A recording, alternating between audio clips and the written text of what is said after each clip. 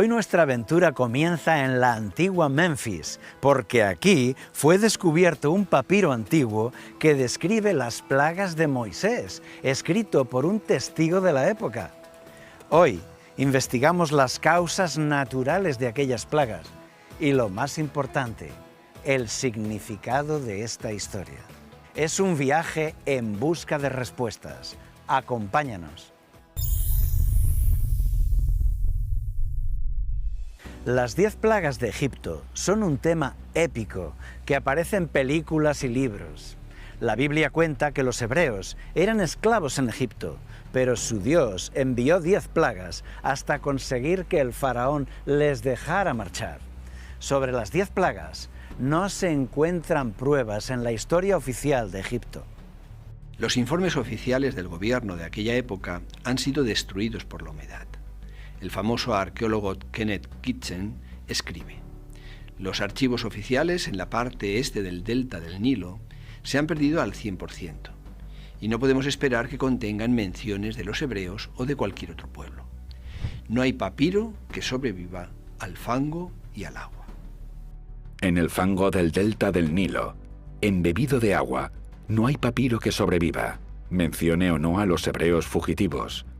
Procedentes de ciudades situadas en la parte este del delta del Nilo se han perdido al 100%. No podemos esperar que contengan menciones de los hebreos o de cualquier otro pueblo. Se han perdido al 100%. No podemos esperar encontrar menciones a los hebreos. ¿El relato de las 10 plagas quedó grabado en piedra? No. Los reyes egipcios buscaban el honor y la gloria, se creían divinos, nunca dejaban rastro de sus derrotas. En sus paredes y monumentos grababan solo sus victorias. Es natural que la historia de las 10 plagas no aparezca en la historia escrita de Egipto.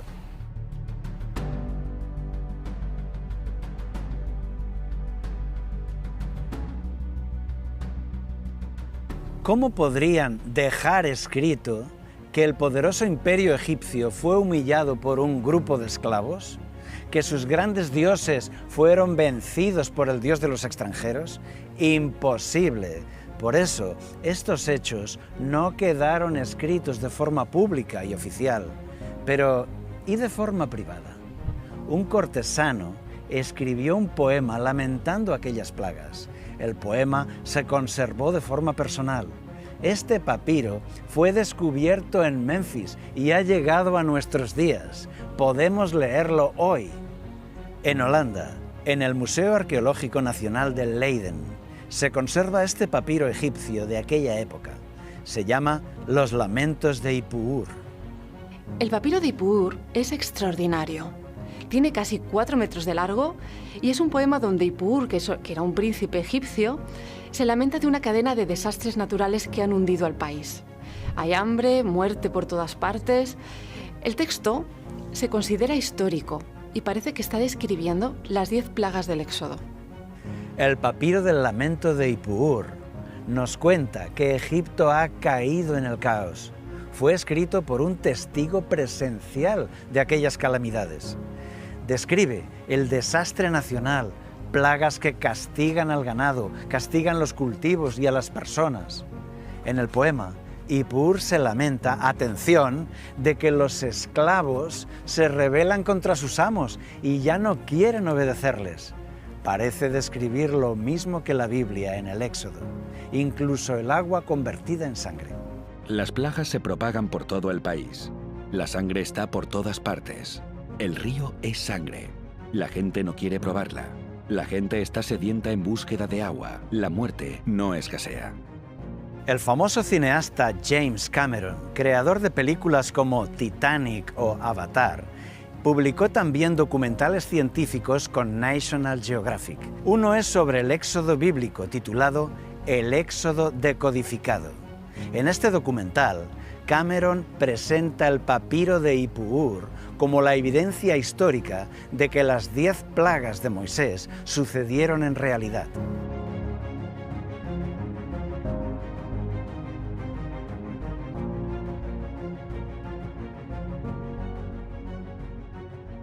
¿Existe una explicación científica para las 10 plagas de Egipto? Sí, existe. Algunos expertos coinciden en que estas plagas tienen una explicación natural. 10 plagas: sangre, ranas, mosquitos, moscas, peste, llagas, granizo, langostas, oscuridad y muerte. 10 acontecimientos devastadores que trajeron el horror y la muerte al país.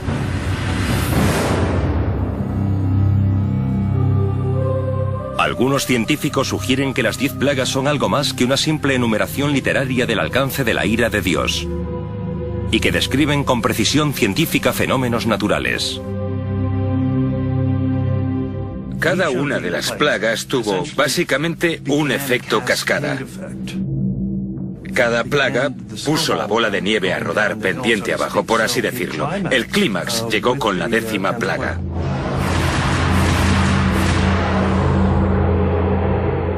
En la Biblia las plagas comienzan así: el río se convertirá en sangre. Según el Éxodo, el río Nilo se tiñó de rojo sangre durante 7 largos días, matando a todos los seres vivos que hubiera en el agua. ¿Puede la ciencia explicar esta misteriosa primera plaga? La marea roja es bien conocida en todo el mundo.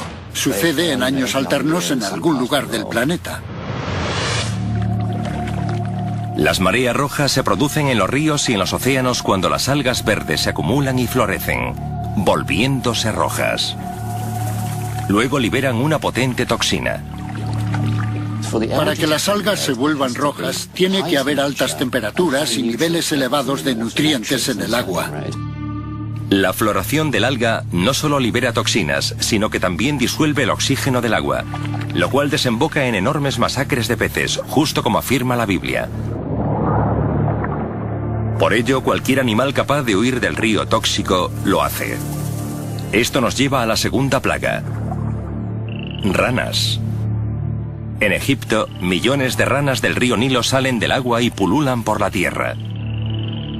La Biblia dice: el río hervirá de ranas, que saldrán y se meterán en tu palacio. Al no encontrar qué comer, las ranas murieron rápido, provocando las 2 plagas siguientes. Según la Biblia, los mosquitos atacaban a hombres y animales. Los mosquitos son molestos, pero los científicos creen que acabarían resultando mortales. Pero con la 4ª plaga Dios dice: yo enviaré moscas sobre ti, sobre tus funcionarios y tu gente. Pero nuestros expertos dicen que no eran moscas comunes, sino tábanos. Hay una mosca que se habría manifestado en enjambres y habría surgido en masa de haber habido vegetación podrida, peces muertos o sapos. Y esa mosca es el tábano. Los tábanos muerden con unas pinzas como de cirujano que provocan una herida abierta que deja el cuerpo expuesto a las infecciones. Y entonces la 5ª plaga se convirtió en letal. La Biblia afirma: los caballos, los asnos, los camellos, las vacas y las ovejas sufrirán una peste muy grave.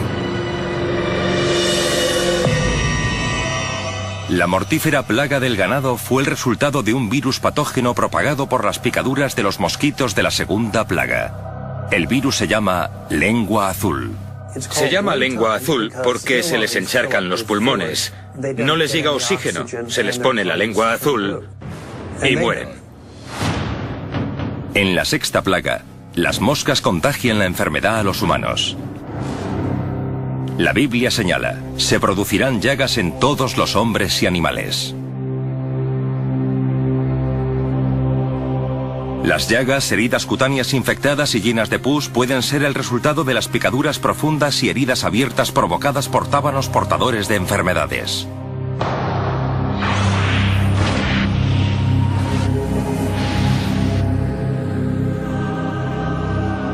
Hemos demostrado que es posible que las primeras 6 plagas estén interconectadas.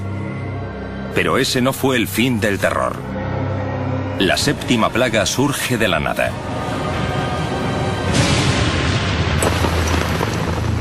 Una tormenta de granizo de enorme magnitud. La Biblia la llama la peor tormenta en la tierra de Egipto. Aunque sean inusuales en el árido norte de África, se sabe que han caído tormentas de granizo que han devastado los campos de trigo y cebada de Egipto. Este cambio repentino a un tiempo frío y húmedo en un clima tan cálido creó las condiciones ideales para una súbita eclosión de huevos de insecto, lo que condujo a la octava plaga. Las langostas. Al igual que hacen hoy, hace 3000 años en Egipto, las voraces langostas del desierto o Schistocerca gregaria se comieron todos los cultivos, provocando rápidamente la hambruna.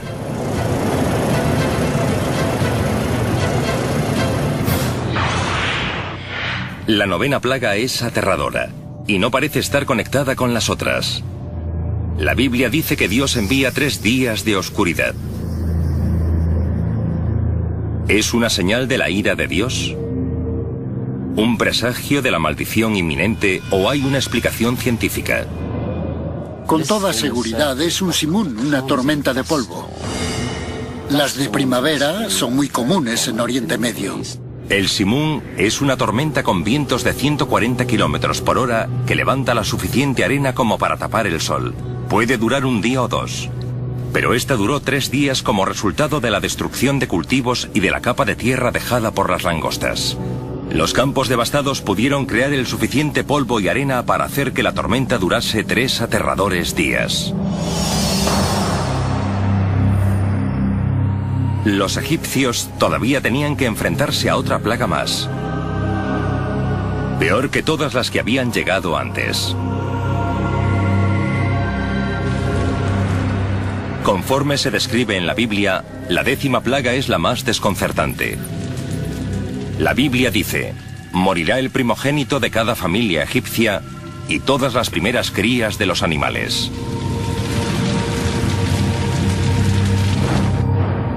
¿Cómo pudo suceder esto? ¿Fue la mano de Dios o un fenómeno natural?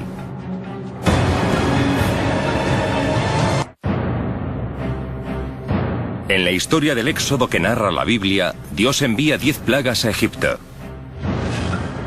Los científicos creen que estas plagas podrían ser desastres naturales interconectados. Desde el río de sangre hasta la plaga de las llagas. Conforme se describe en la Biblia, la 10ª plaga es la más desconcertante.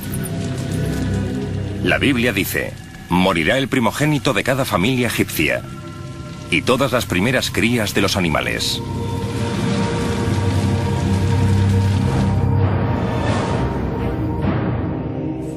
Para mí, de las 10 plagas, la más difícil de explicar científicamente es la 10ª. La muerte selectiva de únicamente los primogénitos egipcios y de los animales más viejos o más dominantes. Pero la muerte de los primogénitos puede explicarse científicamente. El epidemiólogo John Marr ha estudiado el texto de la Biblia y explorado los fenómenos de las 10 plagas. Como si fuera un detective de homicidios, Marr ha examinado las pruebas y ha concluido que el asesino estaba oculto en los alimentos. Porque las 9 plagas anteriores habían devastado los cultivos egipcios. Los peces estaban muertos y no se podían consumir. Los animales estaban o bien enfermos o bien muertos. Los egipcios se estaban quedando sin comida. Y de repente se encontraron con la destrucción de su cosecha de primavera. El granizo y las langostas destruyeron los cultivos de un año entero. Esto obligó a los egipcios a coger toda la comida que les quedaba y almacenarla bajo tierra. Este grano almacenado podría haber sido la causa de la 10ª plaga. Para demostrarlo, el Dr. Marr nos lleva a las colinas de Virginia con un bidón de maíz y un alambique para destilar aguardiente casero.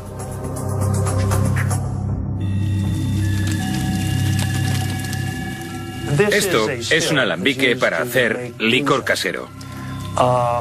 Es una antigua y honorable tradición el utilizar levadura, que es un hongo, para convertir el maíz en alcohol. Aquí tenemos pasta de maíz fermentando en un entorno controlado. Se convierte en líquido y obtienes el licor casero de Virginia. La fermentación controlada del hongo produce alcohol, pero si el hongo no está controlado, puede convertirse en letal. Puede que fuera una contaminación fúngica del grano almacenado bajo tierra, que se contaminara con agua y con las heces de las langostas. Al enterrarlo con arena, se queda cociendo, fermentando y produciendo un veneno potentísimo llamado micotoxina. Las micotoxinas son hongos microscópicos que proliferan con rapidez y son extremadamente tóxicos. Hay varias micotoxinas que pueden destruir el sistema inmunológico. Pueden destruir los órganos generadores de sangre, el hígado, los riñones. Incluso en pequeñas cantidades pueden provocar enfermedades y la muerte. Los 3 días de oscuridad de la 9ª plaga podrían haber dado a las micotoxinas el tiempo suficiente para infectar solo las capas superiores del grano de los almacenes subterráneos. Si se ingieren o incluso si se inhalan, pueden matar a alguien en una sola noche. Pero esto no explica por qué la plaga mató solo a los primogénitos y a las primeras crías de los animales. Mark cree que la respuesta se encuentra en una antigua costumbre. En Egipto y en otros países de Oriente Medio existe la costumbre de dar doble ración de comida al primogénito. Las sociedades tradicionales alimentan al primogénito primero para proteger el futuro de la familia. Lo mismo sucede con los animales dominantes. Cualquiera que viva en o cerca de una granja sabrá que cuando llegan los caballos, las vacas o los cerdos, el que come primero es el más grande, el más dominante. Por tanto, si los egipcios sacaron grano para alimentar a los animales, sería el mayor, el más fuerte, el que moriría. Según esta teoría, solo la capa superior del grano almacenado estaba infectada de micotoxinas. Con esta capa se alimentó a los primogénitos, mientras que el resto de la población comió el grano situado en la parte inferior de los recipientes. Los que comieron primero murieron, los demás sobrevivieron. Los esclavos hebreos se alojaban a kilómetros de los palacios egipcios, en una zona que la Biblia denomina la tierra del Gosén. Esta fue la clave para que sobrevivieran a las plagas. Estos desastres, incluso la infección del grano almacenado, no habría afectado a las chabolas de los esclavos fuera de las ciudades egipcias. Las 10 plagas, desde el río de sangre hasta las muertes en cada familia, pasando por la destrucción de las cosechas, destrozaron a los egipcios. El faraón cedió a los insistentes ruegos de Moisés y dejó marchar a su pueblo. Quizá todas estas desgracias se sucedieron una tras otra. La Biblia muestra a Yahvé usando los elementos naturales a su antojo para cumplir sus fines. Tomemos el ejemplo del ejército del faraón sepultado en el Mar Rojo. Vienen a matar a los hebreos, pero Yahvé no lo permite, los defiende. No envía rayos divinos para quemar al ejército, no. Utiliza el mar, un elemento natural que siempre ha estado ahí. Siempre han habido mareas bajas, siempre han habido tsunamis. Pero ahora Yahvé lo maneja a su antojo para cumplir su propósito. ¿Pudo suceder así con las 10 plagas de Egipto? Pero pensándolo bien, ¿qué más da si fueron los elementos naturales los que causaron las catástrofes o fueron otros? Eso importa poco. Lo que debemos entender es el porqué. ¿Cuál es el mensaje de este relato? ¿Qué quiere decirnos? La situación es muy sencilla. La aristocracia de Egipto está matando a los niños varones hebreos. Las matronas tenían orden de matarlos al nacer. Como no lo hacían, se dio la orden de que los padres debían arrojarlos al río. Los soldados buscaban y mataban a los bebés. Debieron morir miles de ellos. No era solo la esclavitud, es que los maltrataban y los mataban. En esta situación tan cruel, Dios decide sacar a su pueblo de Egipto y darles la libertad. Habrá que doblegar al faraón. No será fácil, porque es el hombre más poderoso del mundo. Pero además es más que eso. A los ojos de los egipcios es un dios adorado por todos, que tiene a su lado a los grandes dioses de Egipto, que le apoyan con su inmenso poder. Con las 10 plagas, Yahvé va a atacar a los grandes símbolos de aquella religión, uno por uno: el sol, el Nilo, los templos, las vacas, la agricultura, la figura del faraón. Comienza aquí un duelo de dioses, la batalla sobrenatural entre los dioses de Egipto y el Dios de Israel. Empezamos. Primer round. El río Nilo era un dios principal llamado Heb o Hapi. Sus aguas se hicieron sangre y todo murió en el río. A los ojos de los egipcios, aquel dios fue derrotado. Segundo round. La rana era un animal venerado. Representaba a la diosa de la fertilidad, con cabeza de rana, llamada Heket. Ahora, la plaga de ranas las convertía en una amenaza molesta. Tercer y cuarto round. Insectos. Los piojos o pulgas producían impureza ritual. Por eso los sacerdotes y el faraón tenían todo su cuerpo rasurado para tratar de evitarlos, pero se esconden en la ropa. Con la plaga de piojos tan intensa, nadie podía dirigirse a los dioses ni entrar a los santuarios. Imagina los templos cerrados, los sacerdotes inhabilitados, los cultos cancelados. La religión de Egipto se hunde. Está claro que Yahvé sabe muy bien dónde golpear para revelar las incoherencias de la religión egipcia. La gente está desconcertada. Quinto round. El ganado representaba a los dioses. La vaca celestial Hathor y el buey Apis eran dioses principales. De hecho, los hebreos en el desierto fundieron un becerro de oro para adorarlo porque estaban copiando la imagen del buey Apis que tanto habían visto en Egipto. Ahora, el ganado enferma y muere y los dioses no pueden hacer nada. Sexto round. Plaga de úlceras, una grave enfermedad de la piel.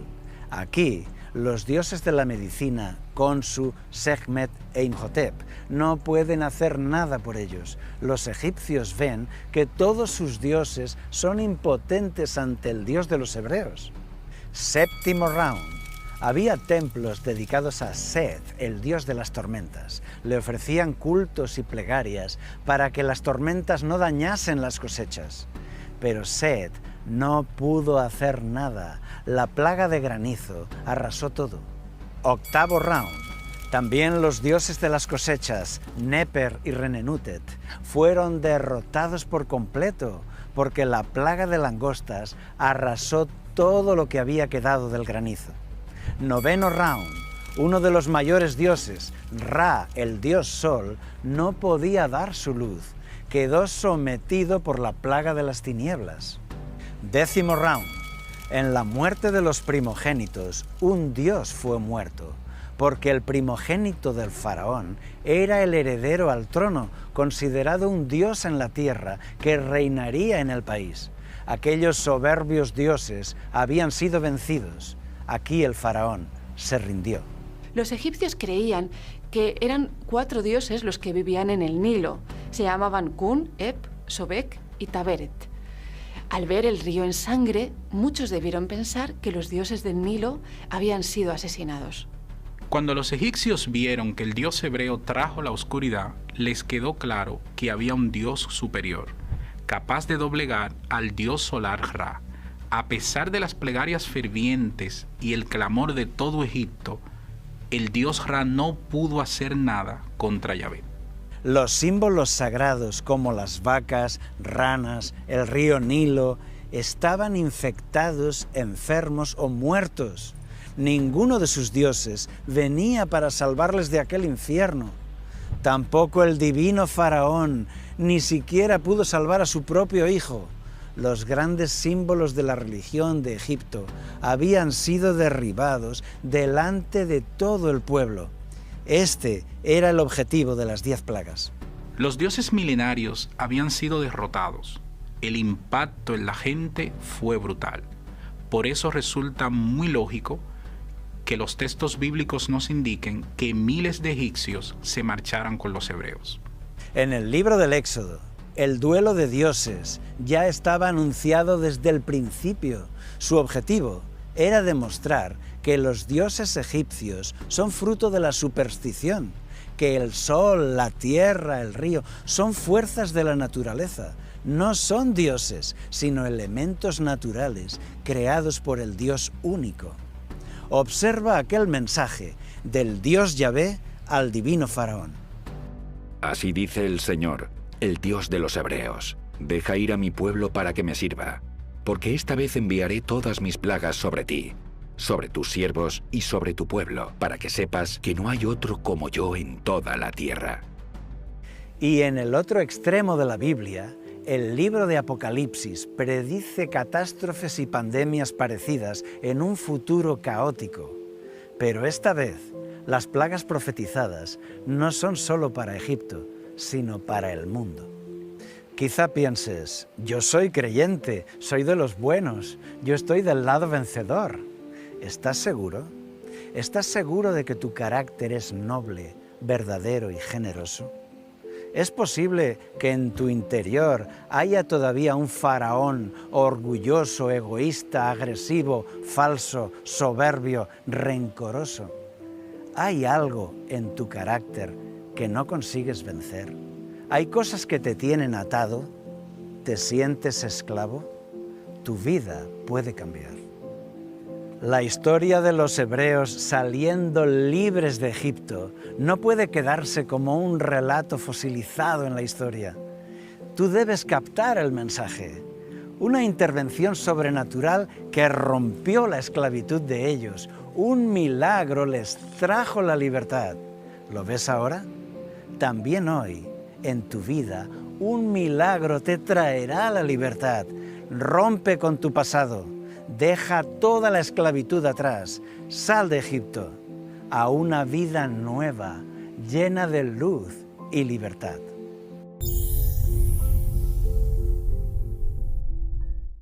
No se arriesgue a vivir un día más sin Cristo. Usted no sabe si mañana la muerte va a tocar a sus puertas. Y si se muere perdido, se perdió para siempre. Va a enfrentar la muerte primera al infierno. Y de ahí le espera el juicio final.